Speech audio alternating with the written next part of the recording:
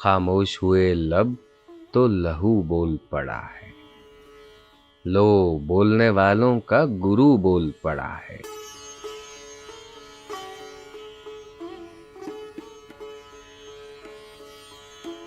मैं सोच रहा था कि अदू टूट न जाए। मैं देख रहा हूं कि अदू बोल पड़ा है।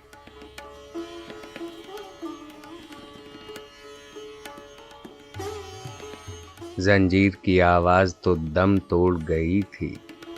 दामाने अदालत का रफू बोल पड़ा है।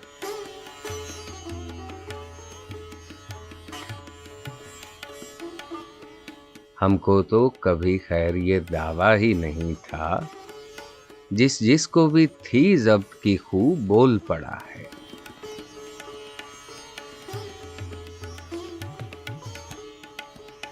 रिंदों से छनाके का सबब पूछ तो साकी। दिल टूट गया है कि सबू बोल पड़ा है।